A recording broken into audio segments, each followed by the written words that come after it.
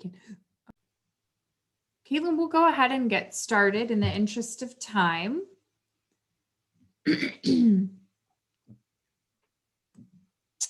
I want to welcome everyone. My name is Jeannie Alter. I'm the Executive Director of the American School Health Association, and I welcome you today to our webinar. And I'm really excited to talk more about food literacy today. I know we've all been very concerned about the nutrition of our students, in particular during these challenging times related to COVID-19 and food insecurity, but we can't lose sight of the importance of food literacy as well. So we're really excited that you're here and joining us today to learn more about this important topic. Before we get started, I want to just introduce you to the American School Health Association in case you don't know who we are and this is your first introduction to us.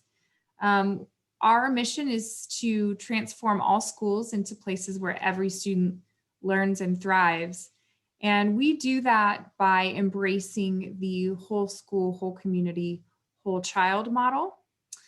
So we want everyone to work together within the school and community support systems and work toward a safe and healthy environment. So excuse me, I got a little bug there. We're thankful that you're here today and glad to see such diversity in roles because that really truly is at the heart of the WISC model. We hope that you'll consider, if you're not already a member, if you are a member, thank you for supporting ASHA.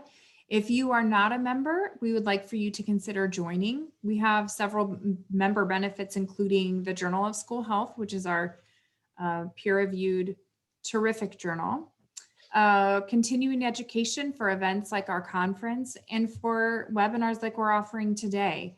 Members receive free continuing education, so it's a wonderful benefit of membership.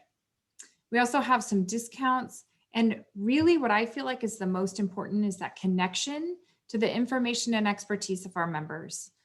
We have terrific people from a multidisciplinary perspective.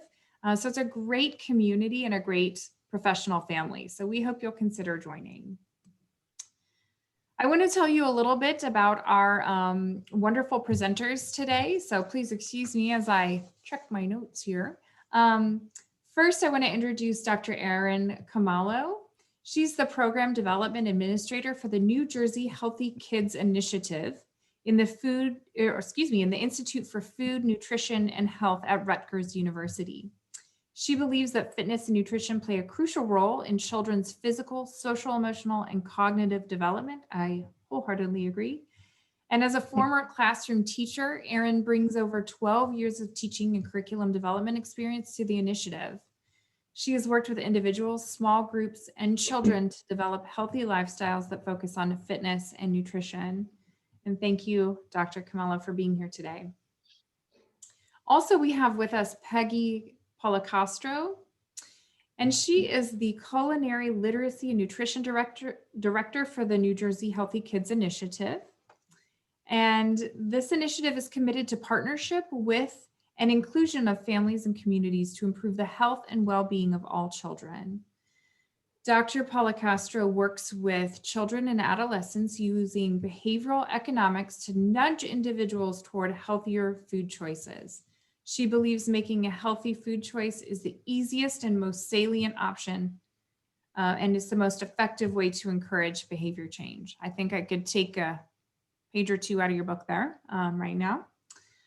And also we have Abigail David. Abigail has her bachelor's degree in biochemistry and molecular biology and is an MPH candidate at the Rutgers School of Public Health. Congratulations. Abigail also has 4+ years of professional experience in the field of nutrition and garden education. Her passion for healthy, fresh, and local food, experience creating food literacy curricula and teaching students ages 3 to 18 about the topics of food literacy both in school and out of school setting has provided her with the enthusiasm and expertise to educate children about the importance of healthy eating and the joy of discovering culinary self-efficacy. Boy, can I relate to that. I have a third grader, and every time he makes himself a sandwich, I'm overjoyed. So I welcome the three of you. Thank you so much for your sharing your time and expertise with us today. I'm going to stop sharing so that I can allow you to put up your wonderful slides. So take it away.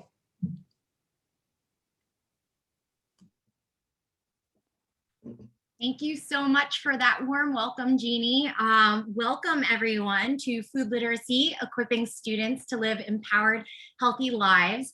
I'm Dr. Aaron Camalo, and in the essence of time, because we had such a beautiful intro, we are not gonna spend too much time going over our own bios again, but just here's a snapshot of each of us, and we'll introduce ourselves as we speak so you can put a face to the name.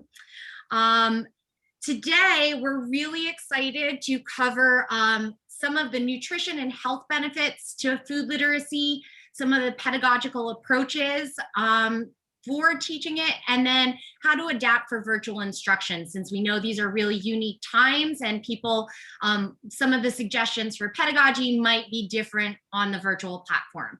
We will have time for a Q&A at the end, but if you have questions that arise throughout the presentation, pop them in the chat box. We will keep track of them and regroup at the end to answer them. As Jeannie said, it's really nice to have some of this diversity within representation within schools, because I think each of these topics will really touch upon some of the different roles that you all are involved in. So our objectives, first and foremost, is to define what food literacy actually is and what it encompasses, to identify how to teach food literacy within your educational contexts, and to integrate it within your settings, and then also how to adapt it for that virtual instruction. So before my colleague, Dr. Peggy Policastro, takes over to talk a little bit about the nutrition and health aspects, just a reminder again, if you have questions, comments, pop them in the chat and we'll be monitoring them throughout the presentation. Great, thanks, Erin. Hi, I'm Dr. Peggy Policastro, and I am the Director of Culinary. Oh, go back one, Erin. I'll tell you when to go. Thanks. Hi, I'm Dr. Peggy Policastro, and once again, the Director of Culinary Literacy and Nutrition Education for the New Jersey Healthy Kids Institute, which Erin and I work with and work for. And I have been in the area of nutrition. I'm a registered dietitian, nutritionist, and I have multiple positions over the years in community and clinical positions before reaching academia. And for many years, I relied upon nutrition education to change behaviors. And I realize now that it's really much more than that. It's changing behaviors by using a more holistic approach in how we encompass our food. So today, what I'm going to talk about is something called seed to plate. Many of you have probably heard of the term farm to plate before and may go to restaurants that incorporate a farm to plate type of concept. But today I'm going to talk about seed to plate, even before we harvest our food, the portion of growing it, and that knowledge of that can lead to healthier food behaviors. Erin? Great. So what is food literacy? Food literacy is the understanding that our food choices impact our health, the environment, and our economy. The emerging framework of food literacy really includes the ability to select, prepare, and eat foods in a comprehensive concept that includes nutrition knowledge, culinary skills, and behavior change, and has been demonstrated to improve nutrition intake and health outcomes. Basically, food literacy is all about the how to eat versus just the why. Nutrition education many times focuses on eat this because this will help you be healthy, where food literacy is how should I eat? How should I grow? How should I incorporate different foods? Next slide. So what does the research say about food literacy? What we know is that if children are involved in the process from seed to table, they'll not only eat better, they'll eventually go on to choose healthier, more sustainable foods on their own, And they'll really start to see their role in the environment and the planet differently. So how does this relate to culinary literacy? So culinary literacy is basically teaching basics of cooking skills, the knowledge and adaptability. And so to become a master in culinary literacy is to be able to look into your pantry, your refrigerator, and come up with a snack or a meal using the ingredients you have. That's when you know that you have pretty much mastered culinary literacy. So why do we do this? What does the research say about culinary literacy? From the research, we know that knowing how to cook makes us more economical shoppers, more resilient when our food supply is low, and healthier eaters, as we have the skills necessary to not only follow recipes, but to adapt them for our own health, our economic situation, and our preferences. It's not just being able to look at a recipe and follow it, it's being able to look at some directions and then adapt it to fit your needs. So we really started to see this emerge during COVID. You know, we're in the beginnings of COVID pandemic, and during the lockdown, what we found is people were turning to cooking because they didn't go out to restaurants as much. Some people go out to restaurants very frequently, and that was taken from us. So there we had two options. One, people could order food in, or they can go to the supermarket and order, prepared foods if they didn't know how to cook.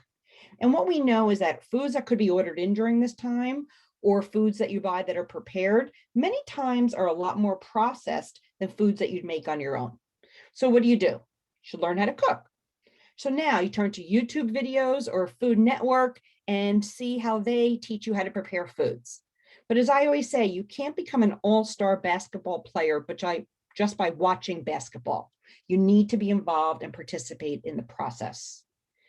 Did you ever make a recipe and then follow the directions completely, but it just didn't come out as you pictured or planned?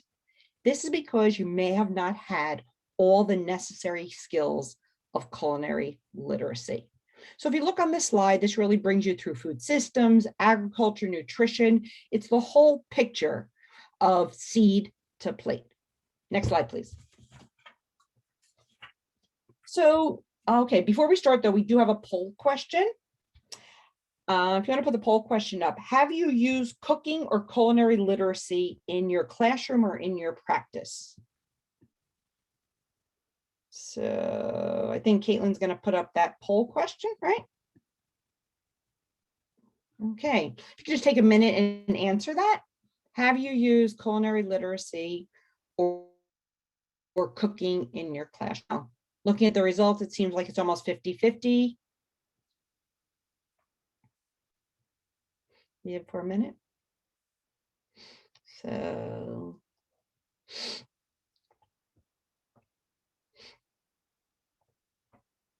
okay, almost 50-50, but a little more, 56, 57% of those that haven't incorporated yet into their classroom or their practice, with around 43% saying that they have. So our goal today is, if you haven't incorporated it into your practice yet, please try. And one thing we often hear is, well, I work with really young kids. How can they cook? Believe it or not, Aaron, Abby, and I all work with 3- and 4-year-olds. And as you can see here in this picture, we have them pulling some herbs from an arrow tower. You might have an arrow tower in your facility, but they can do a pinch of oregano. There's children safety knives, as you see in the middle picture of someone cutting up a mozzarella ball. And they can be involved in, again, pinching ingredients, putting them in, stirring, mixing. And Erin's going to go into this a little bit later on the multiple skills that can be obtained by being involved in cooking and culinary literacy. So what culinary literacy also involves is the prepare section of food literacy. To make a good tasting meal or recipe, again, from whatever food is available in your pantry or your refrigerator. Knowledge of common pieces of kitchen equipment and their uses, knowing the difference between a box grater and a peeler, the difference between a colander and a sieve. This is why many times recipes don't come out as planned, because the wrong equipment is being used. The ability to adapt recipes. If you don't have something, but you have something else in your refrigerator, learn how to adapt that.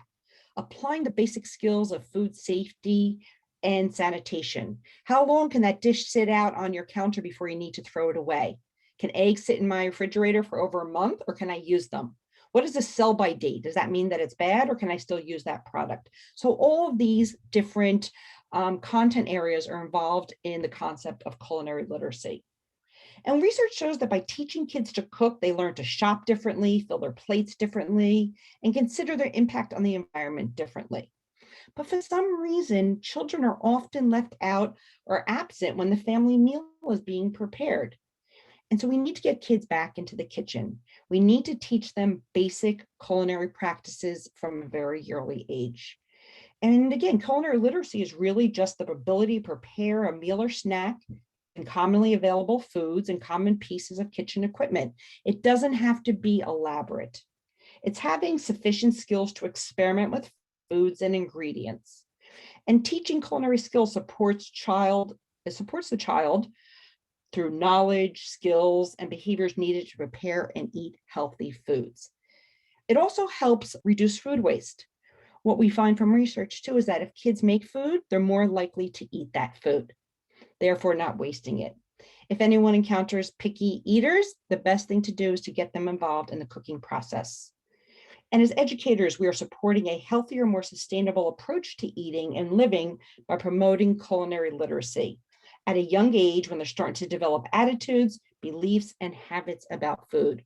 Before they start with the don't yuck my yum or don't yum my yuck, whatever, it's really good to teach them about all foods.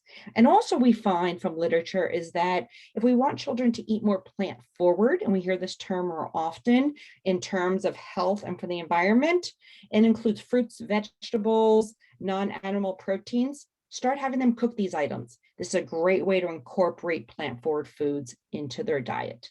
And with that, I'm going to turn it over to Erin to talk about pedagogical approaches. Thank you, Peggy. So yeah, I mean, probably a lot of this is affirming things that you know, but how do we exactly get all of what Peggy said into our classrooms? That's a little bit of the challenge, right?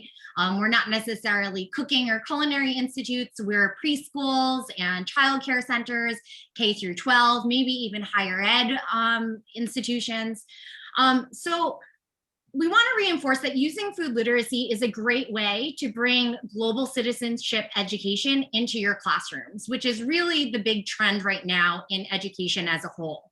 According to UNESCO, global citizenship education, or GCE, aims to empower learners to engage and assume active roles, both locally and globally, to face and resolve global challenges, and ultimately to become proactive contributors to a more just, peaceful, tolerant, inclusive, secure, and sustainable world. Wouldn't that be lovely, right? I think all of us in education, we went into education to support kids really to do this at the end of the day. So piggybacking on what Peggy said about sustainability in the environment, like what does that actually look like? So if you take a look here at the Sustainable Development Goals, in 2015, world leaders agreed to 17 global goals. These are known as the SDGs. So these goals are intended to create that better world by 2030, which seems a lot sooner than probably when we were developing these goals. But really it wanted to tackle things like ending poverty, fighting inequality, and addressing the urgency of climate change. All issues that we really see are very pressing right now, especially during this COVID pandemic, right? So food justice, this concept, which you'll see on the graphic on the right, really takes GCE and the SDGs and relates them to food literacy in a way that you can use in a curriculum or a school program. What it does, it addresses the multiple layers that you can see around the wheel of the producers, processors, workers, eaters, and communities for whom race, ethnicity, class, and gender issues are at the forefront of an agenda that includes a mix of producing food, local preference, environment, economic development, health food for all, preparing, cooking and eating, and public health and nutrition. Again, all huge themes that I think have really come to the surface in the most recent couple years, and particularly now because of COVID. So before we move on to the next slide, I'm just curious, we're gonna have Caitlin pull up another poll question. I'm really curious to hear what best describes your experience regarding global citizenship education, as well as the Sustainable Development Goals.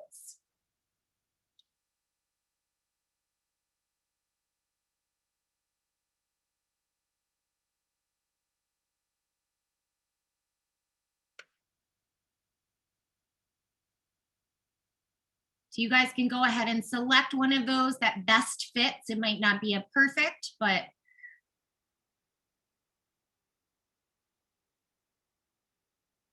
for some reason, I'm not seeing any answers pop up on mine. Peggy, you want to report what you're seeing? Yep. We have around 55% saying I have not heard of the GCE or SDGs, and then 30% saying I have heard, but have not used or taught from, and 14% I have used GCEs and SDGs. So most people aren't that familiar or aren't using them. All right, great. Well, then I'm glad this won't be a reteaching lesson for most of you. It will be something new. So thinking about those things, global citizenship education, the SDGs as a framework, we can start thinking about now pedagogical approaches. Teaching food justice through this lens and food literacy covers a really wide range of these approaches, covers lots of content areas, learning standards, 21st century skills, all of these things that we're all trying to scramble to incorporate into our school settings. Particularly STEAM, social studies, and health education are really big areas that you can touch upon. And really our goal is to, like Peggy said, improve our learners' knowledge, attitudes, and skills to really foster positive behavior change, both physically and socially. So some examples that you might be using in your classrooms or may have heard of are inquiry-based learning. This is a great opportunity to teach kids discussion techniques, thinking routines, project-based learning. You can probably already start to see the connection with culinary literacy. How can we offer opportunities for students to engage in real-world problem solving, authentic experiences like cooking, connections between content and real-life global issues? And then the multidisciplinary integration. So another great opportunity to collaborate with specialist teachers, get the whole school involved, and carry your curriculum or program across disciplines. All of these approaches really hinge on experiential learning. So we can further support this approach through guest speakers, field trips, and service learning. So I'm going to go into giving you some examples of what that might look like in a classroom or school setting. Dr. Policastro already mentioned the health and nutritional benefits to teaching food and culinary literacy, but obviously there's many cognitive, physical, and social emotional benefits as well. So here's an example of, in the early childhood years, what you can do. Besides the cooking activities that Peggy had mentioned, we can do lots of things relating to literacy, such as early reading skills with read alouds, also incorporating some science. Sequencing, so some of these executive functioning skills as they are learning recipes and step-by-step processes. Math is a very easy way to, very easy area to encompass. We have measurement and volume in recipes. As they age and learn and develop more skills, they can incorporate measurement equivalencies, fractions, doubling, halving recipes. Here on the right, you can see a student, a preschool student voting for what seeds they wanted to plant in their classroom. Really fun way, tactile way to vote and have the kids have some ownership in what they're planting in their classroom. Which brings us to more science. So in science, you can have students of all ages learn about those food systems, that seed to plate process that Peggy mentioned. And they can study even more complex things like chemistry. How does batter actually turn into a baked good? What are the processes with heat and kinetics that are happening there? Younger students can observe a seed grow into an herb that's then used in a recipe or in a snack. Here you can see these students, after they voted on the seeds they wanted to plant, actually planted it in their arrow tower. You can see the greens and herbs that were produced. And these students have actually used these leafy greens in lunches, snacks, and cooking lessons. So they really got to experience that whole process from the seed to their plate. You can see on the left, a little bit older elementary school students, they extended this type of learning to learn about different biomes and climates in a type of greenhouse study. For inquiry-based learning, this lends itself really great to elementary and older. I've actually used these very same activities with college level students as well. It's a really great opportunity to develop these habits of mind. So asking questions, identifying issues, challenges that are related to foods or food systems. These are some examples of thinking routines from the book, Making Thinking Visible, How to Promote Engagement, Understanding, and Independence for All Learners. And these are particularly about a study of cocoa. I'm gonna go a little bit more into that next, but you can see here, the students started learning about where cocoa was mostly farmed. And so they were asking lots of questions about rural areas in West Africa, and then also bringing up some challenges. So you can see a little bit on the right, they were very concerned about access to clean water. That was a big theme that came up. Questions about medicine came up, like what happens if someone gets sick? How are they gonna get healthcare? So these are 6-year-olds asking these questions. So already you're seeing how health education can really be brought in to the classroom simply by just teaching kids to think deeply and ask questions. This is an example of how we use arts integration to illustrate that seed to plate process. So you might find it ironic that we are presenting about health and food literacy, and I taught about the chocolate making process. But what we found was actually that the children became much more mindful consumers and purchasers of chocolate once they learned the extensive process and what hard work went into creating a single chocolate bar. That same type of phenomenon was seen with those young preschoolers who, if on day one you had asked to eat an herb or a leafy green, many of them would have been like, no way, I don't want to try that. But because they had a part in the process of planting those seeds, watching them grow, harvesting them, and then using them in a recipe, every single preschooler tried it, and some of them even liked it and are adapting it into their diets at home and at school. Social studies and art, again, are a really easy content area to loop in. So you can see all the different collaborations. A lot of these things, I was a gen ed teacher, but we recruited our art teachers, our science teachers to help us really expand this learning, to give kids a really broad view of citizenship, community, seed to plate, that whole process, and all the economics and geography that go into it. Like I said, in addition to some of these hands-on like cooking and creating experiential learning opportunities, bringing in guest speakers. So we would have food pantry directors, farmers, harvesters, arts. So this gentleman on the right was a dancer, a performer from West Africa. And it really brought what they were learning to life in the classroom. They could humanize some of the concepts and put a face with the concepts that they were learning about. And then, you know, very easily, these 21st century skills that we're really trying to impart to our students, like public speaking. We did small group presentations. Again, these are 6- and 7-year-olds, and I used very similar structures with college-age students. These students wrote and developed presentations for our culminating event where they taught their families and fellow students about the topics they learned about, and a topic relating to cocoa that really resonated with them. We also integrated drama and creative arts by having the students write and perform skits that reflected the seed to bar process. Service learning is also a really important component of this experiential learning and the pedagogy when teaching GCE and using the SDGs. Unlike a one-time community service project, service learning goes beyond the concept of helping out or volunteering, which we often do.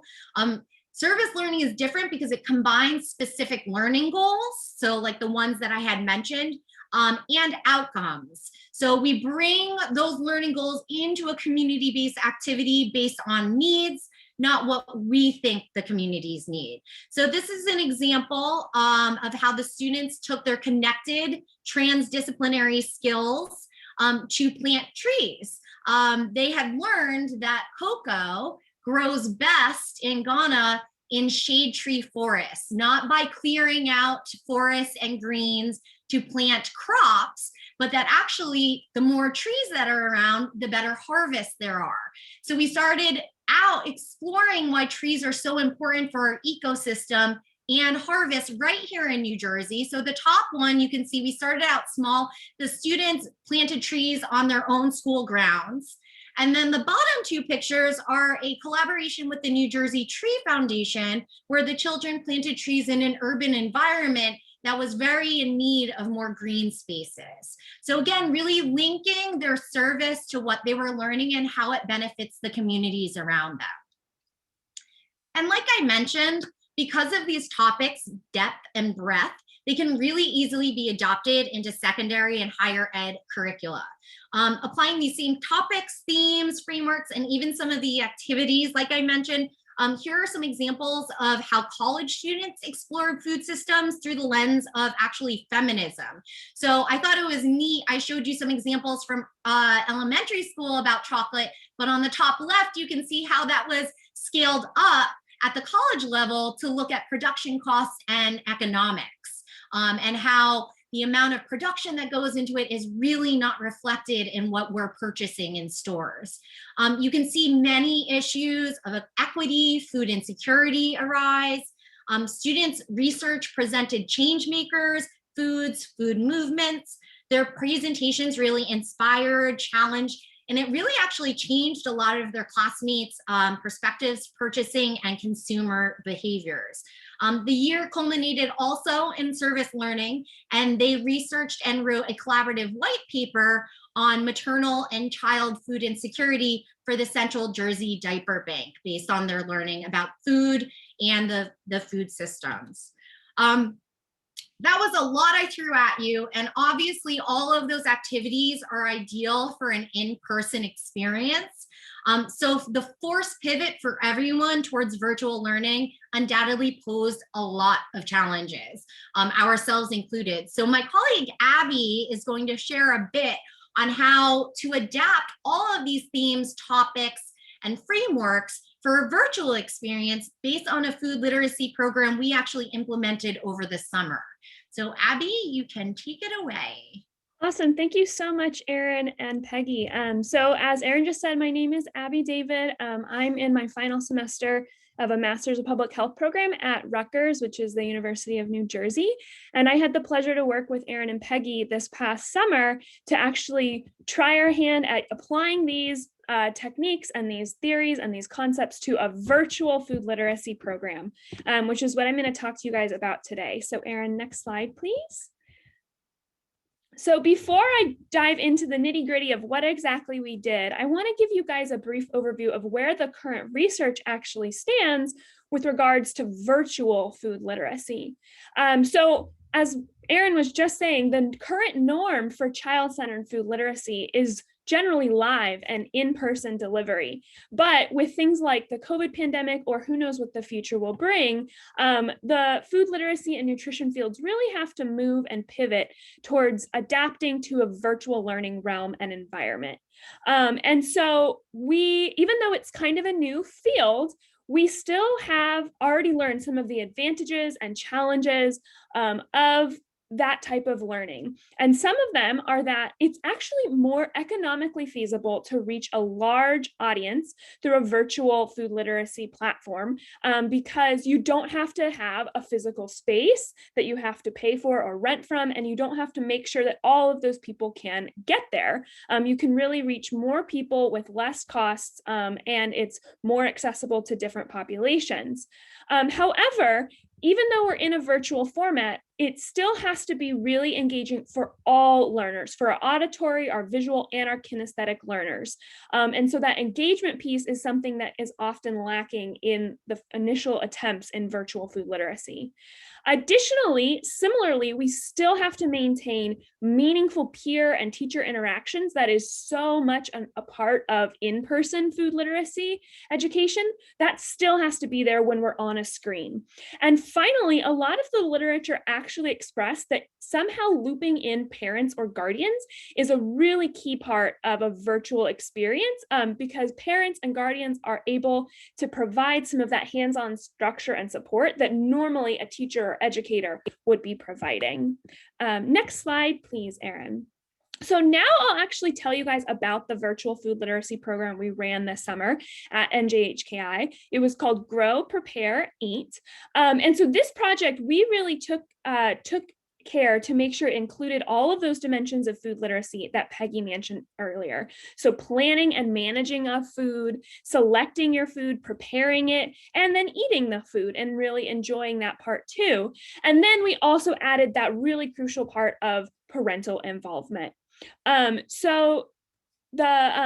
And then additionally, to be able to evaluate whether or not this program was effective and to kind of learn from it, the barriers and the facilitators to a virtual food literacy program, we used a mixed methods research approach. So we collected quantitative data and qualitative data. And that was through some things like participation metrics. So who's attending, how much participation are we seeing, what kind of proof of work are they uploading? And I'll talk about that in a bit, as well as surveys that we delivered before the start of the program, at the middle, and the end. And some of those surveys were quantitative, so they were more like fill in, like multiple choice or fill in the blank, and others were qualitative, where we really were eliciting how the participants and the students and their parents were feeling. So we recruited 3rd to 5th grade students.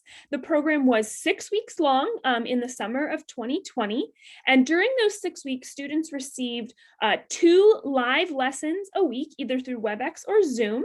And then they also had 2 hands-on asynchronous, so off of the camera, activities that they did in the comfort of their own home. And our curriculum centered around issues of, or concepts of seed to plate, like Peggy was talking about, how to choose and prepare, and then also enjoy healthy, safe, and tasty meals and snacks. So like I was saying, in addition to live lessons where we talked a lot about those concepts, every week students had 2 post-class hands-on activities that they completed either on their own or with the help of a parent or a guardian. And they uploaded a proof of work of those activities, either in the form of a picture or a video, to a password-protected platform. We use Class Dojo, although something like Google Classroom would also work, or whatever format your school might use. And each week, the other thing we did to try to encourage that peer interaction is that we posted at least 3 exemplary submissions to the Class Dojo feed, so that other students could be inspired by the work their peers are submitting, and also feel like they're getting a chance to show off what they've done. And so that really, we tried to foster that much needed kind of peer engagement, teacher engagement component. Next slide, please, Erin. So this is a chart that is actually an overview of our study design. It kind of gives a visual to all of the inputs or the things that had to be present in order for this study to take place and be successful. We also talk about the activities and the output. So essentially, what did we do, right? So we recruited participants, we created those lessons. We actually delivered by mail gift cards to every participant so they could purchase their own supplies. We wanted to make sure to remove that as a barrier for any participants. And then also we collected and evaluated data. And then we also note here the outcomes, and that is essentially what were we hoping to see. Some of those were increasing participant ability to identify healthy foods, increase their culinary knowledge and skills, increase their preference and even intake of fruits and vegetables. And then finally, a big one was increasing their confidence and their self-efficacy to prepare simple meals or snacks either by themselves or with the help of an adult. Next slide, please, Erin. So now I'm going to talk a little bit about what we discovered from this project. So first, I'm going to talk about the qualitative data, which is kind of some of the themes that came out from analyzing a lot of those surveys, as well as some of the observations that instructors made. So we discovered there were some big 3 themes that were really important to our participants, and that was content knowledge, facilitators and barriers, and engagement. So the content knowledge topics that our participants expressed the greatest interest in and also had the biggest gains were in plant science, or like growing food, how to grow food, and also nutrition. And some of the subtopics within those that they really enjoyed were recipe building, flavor profile discovery, so really learning what they like the taste of and why, food systems knowledge, and composting. Composting was a huge hit with our students. And then through the data analysis, we discovered 3 main areas that were either facilitators or barriers, or sometimes both, to virtual learning in this setting, or sorry, to learning and engagement in this virtual setting. And so that was the pedagogical approach, the structure of the program, and also technology. As all of us can probably imagine, technology is both wonderful and can be a hindrance sometimes. So the data really showed that as far as our approach, incorporating that experiential learning and collaborative learning was a huge facilitator. That is part of what made it so that the students really enjoyed the live lesson, as well as going home and working with a parent or a guardian, sometimes even a sibling, to produce their product, their recipe, whatever that activity was.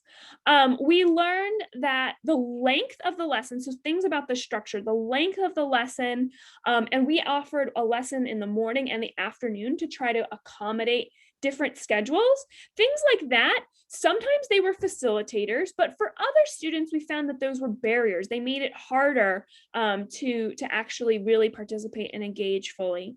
And then similarly, technology was both a facilitator. It made it so this whole thing was even possible, but it was a barrier sometimes when it became overly complicated for some of our participants. And the final theme that really arose was student empowerment. Empowerment is defined as a social action through which individuals, organizations, or communities gain confidence and skills to improve the quality of their life and gain mastery over their lives or in their communities. And so within this larger theme, we saw empowerment break down into the subcategories of confidence and self-efficacy. And we really made sure in this program, Grow, Prepare, Eat, to provide lots of opportunities for participants to practice their skills in the relatively low stress, low pressure environment of their home kitchen or their home backyard.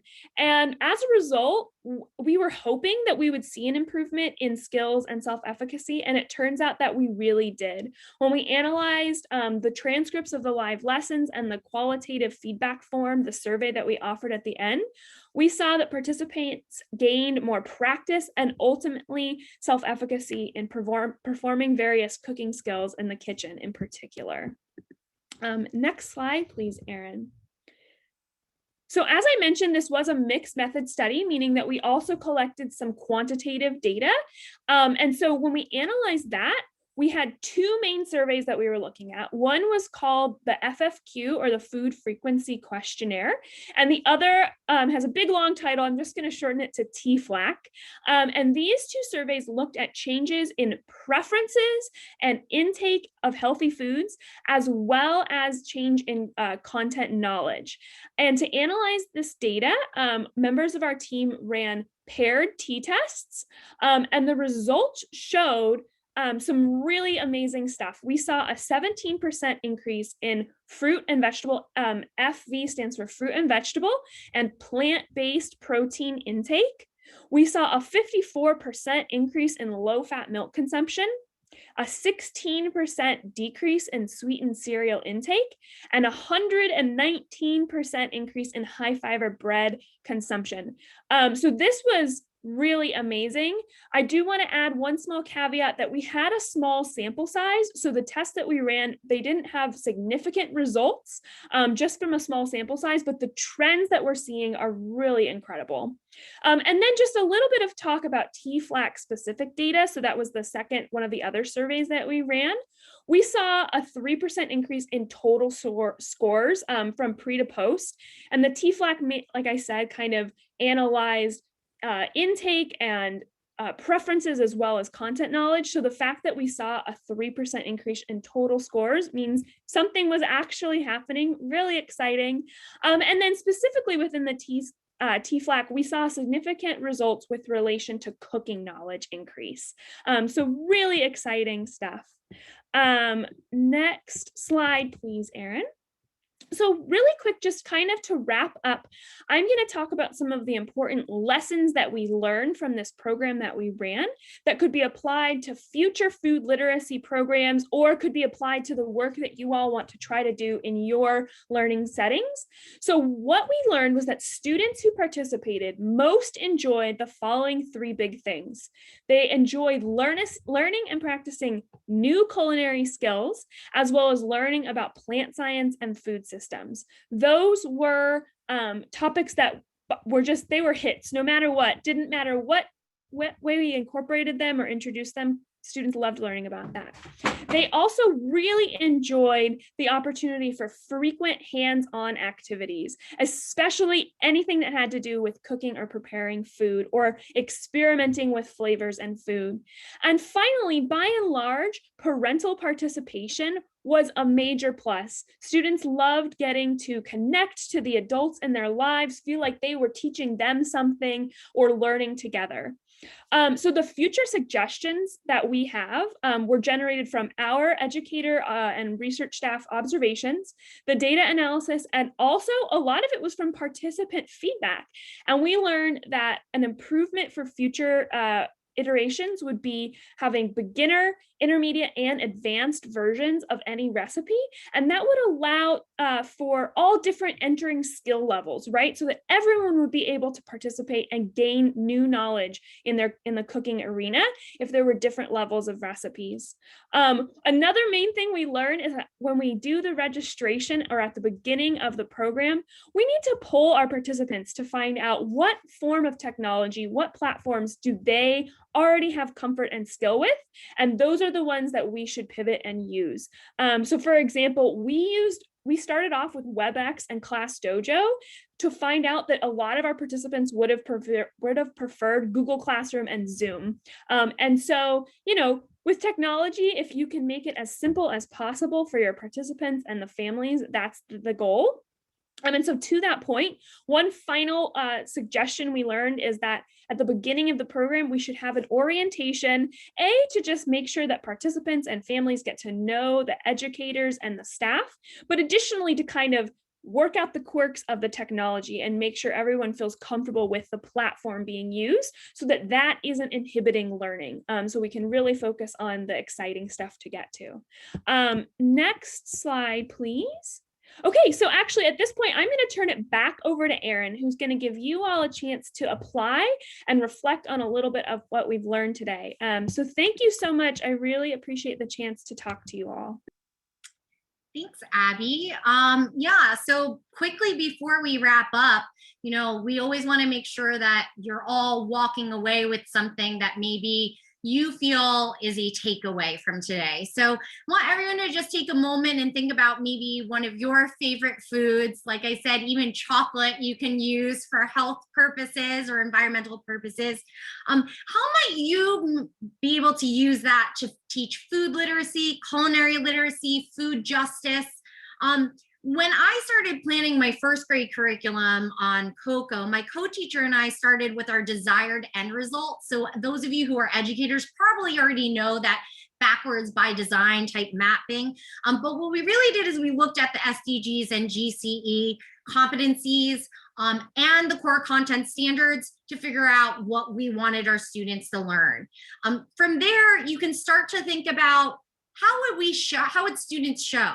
For us, it was discussion contributions, writing prompt responses, portfolios, presentations. And then we really chose some of the enduring understandings and essential questions. Things like, how do our choices affect ourselves, the environment, our communities, and the world? So some of these big picture items. We identified some of the skills, values, and attitudes we wanted to address. Again, going back to GCE and the SDGs, we wanted kids to think about how their choices and actions would make their communities better places to live. And then you saw the activities that we planned out to really drive this content home. Using food literacy, as you can see, whether it's in the classroom, whether it's at home, whether it's virtual, can really provide you with content that lends itself to really deep, meaningful learning. Students can consider how geography, climate, and natural resources of a region influence how people live and work. They can observe human interactions with the natural environment and how those interactions are driven by wants and needs and access to resources. You can have conversations around scarcity, food insecurity, clean water, healthcare. You can engage students in debate, dialogue, developing open-mindedness, and really cultivating that appreciation for the complexity of systems and communities around the world. You can teach them how to make informed and reasoned decisions that will support their social, emotional, and physical livelihoods. You can teach them how to seek and assess information, ask questions, evaluate alternative solutions, and really teach them how to work together on collaborative projects, recipes, gardens, composts, to address these real life issues at home, at school, in their communities, and beyond. By educating students with topics that relate to their daily lives, such as food, we can really empower them to be happy, healthy, and engaged citizens that not only protect the environment, but make their homes, communities, and schools better places to be. We really want to thank you for attending our webinar. Our work really couldn't be done without the support of the Robert Wood Johnson Foundation, who funds the New Jersey Healthy Kids Initiative. So we want to give them a shout out and a thanks. And if you have any questions, we can address them now, as well as you can shoot us an email at our email there. Our website is there and also has some great resources and some cooking demos and fitness demos that you can use with your students or kids at home. And please follow us on Facebook, Twitter, and we have a newly introduced Instagram page as well with the same handle. So thank you all so much. We hope you took something away from today's presentation, and we'll open it up for a few questions. Thank you so much. You all have provided such great information that is super timely. And I especially appreciate the discussion of the online environment and the technology. I think that really speaks to the environment that we're all in right now. I had my little third grade visitor here for a second who's doing online third grade. So I really felt that when you were talking about doing the training ahead of time and sort of the orientation for the parents. I wish we'd had something like that at the beginning of third grade. And this is all really helpful and important information for right now. You all also have done an amazing job of answering the questions in the chat. Kudos, you get the Golden Apple Award for today. But one question that has asked, has anyone replicated your study quite yet? Or are you collecting data for another round? Actually, we had this as a pilot study because there were so many issues that Abby talked about. So with the results, don't take them to just the absolute. And we are planning on replicating this. We're planning to apply for a grant to replicate this in a little bit larger scale. However, we do want to publish because it really is implementation science more than anything else. So the results that we showed are fabulous, but really the lessons learned is what we would like people to take away from it as well. So when you're asked, is this something that other people are doing? I don't think in the virtual world, there's been different food literacy evaluations and studies done, but we started this right when COVID started. We really started this back in March, right when during the lockdown. So I think we are one of the first to do this, but be on the lookout for more exact results and for our manuscript looking really at the implementation science. Yeah, and to piggyback what Peggy said, we're actually, this week, we just surveyed 44 students in 4th and 5th grade in a low resource community school who are going to be participating in a very similar program where we have an educator dropping into their Zoom health classes to teach culinary literacy and nutrition. That's going to be taking place. Those lessons will be once a week over the course of 6 weeks. And that is something actually that we should do a little plug. The New Jersey Healthy Kids Initiative does offer for free of charge for low resource schools. So if any of you are looking for a program for your school, you can reach out to us on those contact information on screen. And we would be happy to support your school's efforts towards food and culinary literacy and your students' health. We do have a few final poll questions just to gather some feedback from you all, and we would love to hear from you. We would love to work with you. So please reach out to us. We really look forward to hearing your feedback. There's another question that just came up in the chat related to retention of students across the program or across the program time period. Can you talk about that? Sure, that was a little bit part of our research, and with any program, the short answer is yes. But what we did is we tried to incentivize having children stay throughout. So what we did for the summer program is that we said that we did have an initial registration fee that would be fully refunded to them if they attended 80% of the activities and returned all of their surveys. So that definitely helped with retention. And then similarly, even though we're working with a school, it was actually the school's idea. We have fruit and vegetable vouchers that can be used only to purchase fresh fruits and vegetables. And we are going to give them to the students who, again, also show good school attendance and return all of their paperwork back to us. So we find, like, even when it's a mandatory school program, a little incentive or reward that also plays upon what we're trying to reinforce at home and at school can go a really long way with that retention.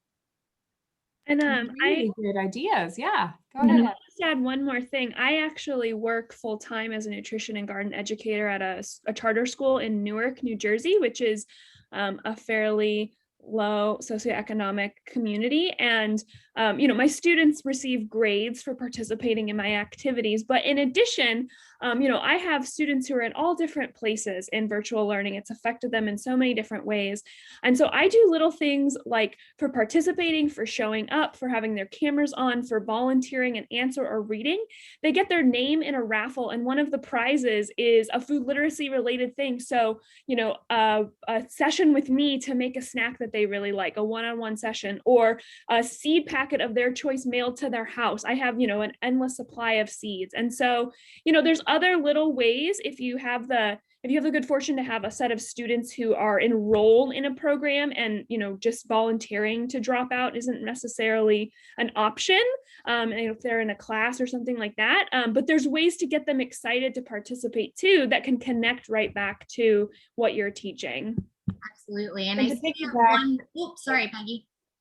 I was going to say, to piggyback what Abby was saying as well, we over the summer program had retention. The problem we ran into was having the students complete the surveys. That was the issue more than anything else. So running a program seems to be less problematic in retaining the students as it was to do a research study, because we need to get different surveys back, consents, etc. So, those little tips that Abigail used throughout was fabulous in the retention. It was really for that research end to get some of the surveys back that we had more of a problem. Yeah, which might not be an issue within a school setting, like Peggy said. I see we do have one more question. Do you put a focus on herbs and seasonings that make things taste like you think they should, not just sub a vegetable or protein? So when working with schools from a food safety and a health perspective, we usually stay very plant-based. So we avoid using any raw animal proteins. It gets very messy, and food safety wise, it can just pose a lot of risks. But we do herbs, we do seasonings. You saw in one of the pictures, there was like a muffin tin. Those muffin tin liners contained things like olive oil and garlic salt and pepper. And so the kids also learn how to like dose out what the types of seasonings they want. They can add a little bit more, a little less. So those are some of the things that absolutely we teach them to, like Abby said, we even teach flavor profiling. So looking at the poll, Erin, I don't know if you can see it. Lack of time or lack of educational materials seem to be the top choices. Then there's an other, so we can't comment on that, as far as reasons that people may not be involved in implementing what we're learning today. Totally understandable. And I hope what you take from this is that lack of time, incorporating the information that Erin did about food literacy into different curriculum standards. You know, when we're doing some of our programs, we actually provide teachers with all the different standards that can be met through our food literacy classes or courses. So as far as lack of educational materials, reach out to the New Jersey Healthy Kids Institute, and we can probably help you with that as well. Wonderful. Well, thank you so much for your time and expertise today. I really appreciate it. It's made me think about my garden. It's a little early, but I just want to remind everyone as we close out that continuing education is available for this webinar today. Caitlin has put in the chat the survey for you to complete if you would like continuing education. Please fill it out either way. It just helps us know what resonated with you and how we can improve. Remember that continuing education is free for members, so please consider joining. This is a great opportunity to get those free CEs.